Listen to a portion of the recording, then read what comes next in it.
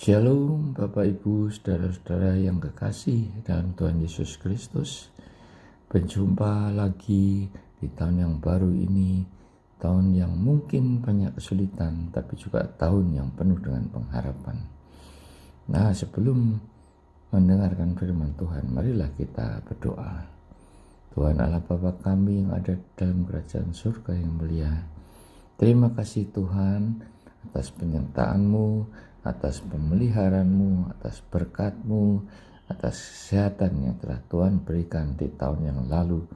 Dan tahun ini Tuhan, dalam awal tahun ini kami mohon Engkau juga mau bersedia untuk tetap memelihara kami, tetap memenuhi kebutuhan kami, tetap memberkati, menyertai kami ya Tuhan. Ya Bapa, terima kasih Tuhan, Kau urapi lidah dan bibir hamba-Mu untuk mengucapkan isi hatimu ya Tuhan, dan juga urapi juga orang yang mendengarkan firman-Mu. Berkati Tuhan dan Roh Kudus, biar Engkau yang bekerja, memberikan hikmat pada mereka, memberikan kekuatan pada mereka. Terima kasih Tuhan, berbicaralah Tuhan, kami siap untuk mendengarkan. Dalam nama Tuhan Yesus kami berdoa dan mengucap syukur. Haleluya, amin. Saudara-saudaraku, pagi ini saya akan sharing firman dengan judul Lembah Baka. Di dalam Mazmur 84 ayat 7 dan 8 dikatakan, apabila melintasi lembah Baka, mereka membuatnya menjadi tempat yang bermata air. Bahkan hujan pada awal musim menyelubunginya dengan berkat. Mereka berjalan makin lama makin kuat, hendak menghadap Allah di Sion. Sudah, ada dua istilah untuk lembah Baka. Pertama disebut sebagai Valley of Weeping, lembah tangisan atau lembah air mata. Yang kedua disebut sebagai The Valley of Balsam Tree, karena di lembah ini tidak ada pohon lain yang dapat tumbuh kecuali pohon balsam. Daun-daun pohon balsam yang saling bergesekan terdengar seperti tangisan. Lembah Baka merupakan ekspresi simbolis dari kesedihan, kekeringan, dan tangisan duka, sebab para peziarah yang akan menghadap Allah di Sion di Yerusalem harus melewati lembah Baka yang kondisinya sangat gersam.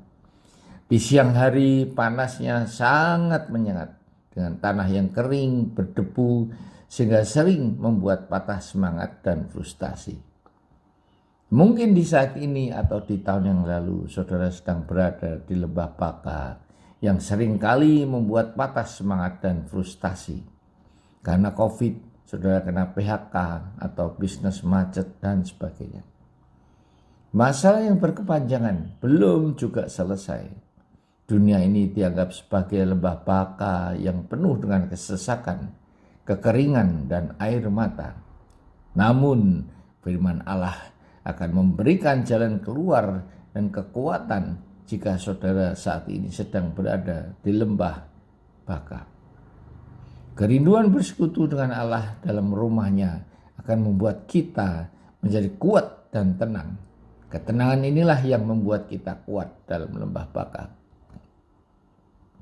Dalam Yesaya 40 ayat 29-31 dikatakan, Ia memberikan kekuatan pada mereka yang lelah dan menambah semangat kepada yang tiada berdaya. Orang-orang muda menjadi lelah dan lesu, dan teruna-teruna jatuh tersandung. Tetapi perhatikan, orang yang menanti-nantikan Tuhan mendapat kekuatan baru. Mereka seumpama Raja Wali yang naik terbang dengan kekuatan sayapnya. Mereka berlari dan tidak menjadi lesu. Mereka berjalan dan tidak menjadi lelah. Saudara-saudara, bayangkan. Firman ini berkata orang-orang muda menjadi lelah dan lesu. Begitu juga teruna-teruna jatuh tersandung. Orang-orang muda kondisi fisiknya energik. Namun mereka lelah dan lesu ketika berada dalam lembah Baka. Demikian juga para teruna sekalipun mereka yang mendapat pendidikan seperti militer jatuh tersandung. Tetapi perhatikan, orang yang menanti-nantikan Tuhan mendapat kekuatan baru. Mereka seumpama raja wali yang naik terbang dengan kekuatan sayapnya. Mereka berlari dan tidak menjadi lesu. Mereka berjalan dan tidak menjadi lelah.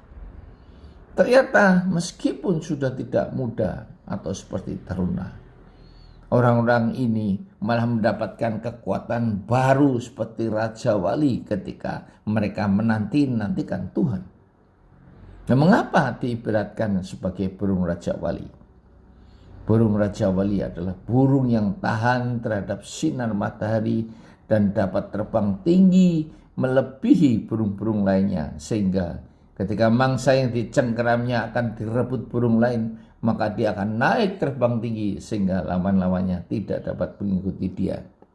Jarak pandangnya 8 km. Nah, keistimewaan lain dari burung raja wali adalah ketika diterpa angin topan sekeras apapun, dia hanya mengembangkan sayapnya dan akan ikut terbawa naik ke atas. Di atas topan tersebut, sehingga badai topan sehebat apapun malah akan membuat dia naik lebih tinggi. Ini artinya ketika kita lebih tinggi, maka kita berarti lebih dekat dengan Tuhan.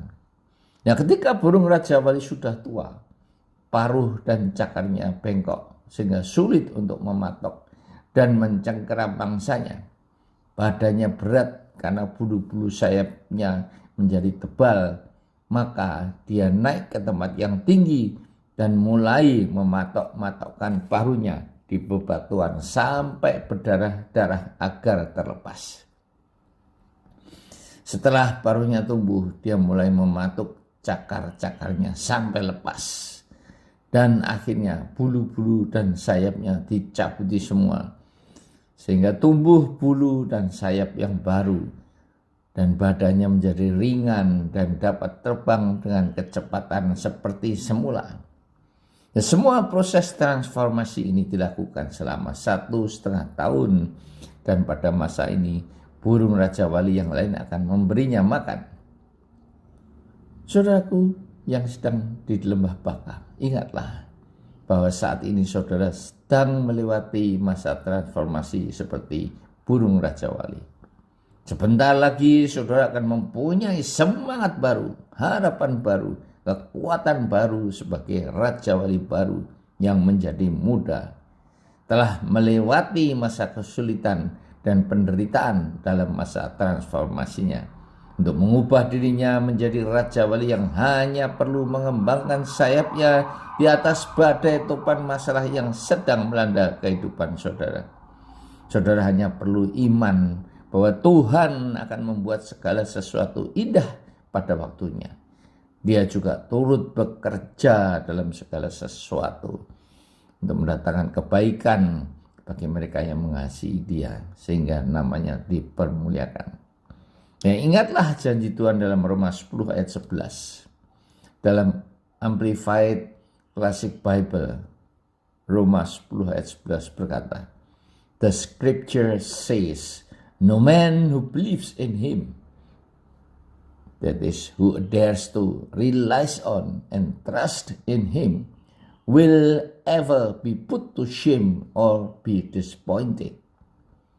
Artinya, firman Allah berkata, tidak ada orang yang percaya kepada Tuhan, yaitu yang patuh, taat, dan setia, bergantung sepenuhnya dan percaya sepenuhnya kepada Dia, akan pernah dipermalukan atau dikecewakan.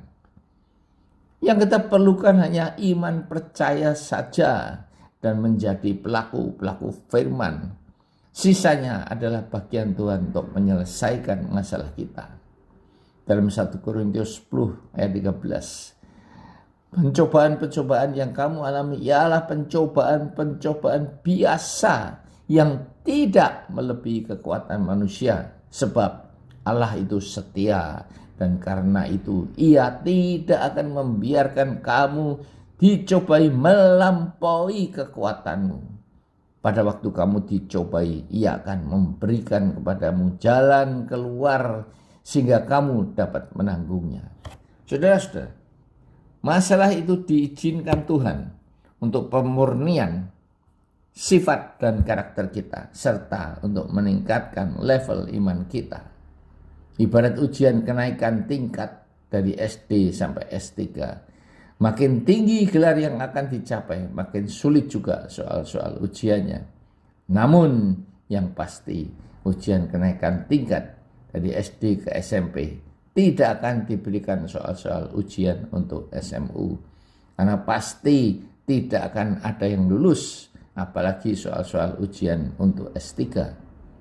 Demikian juga jika level iman saudara saat ini hanya percaya bahwa hanya ada satu Allah saja, maka setan pun juga percayakan hal itu dan bahkan mereka gemetar. Melalui kesulitan-kesulitan yang saudara hadapi, maka level iman saudara akan dinaikkan pada level iman yang bergantung dan percaya sepenuhnya kepada rancangan dan kehendak Tuhan.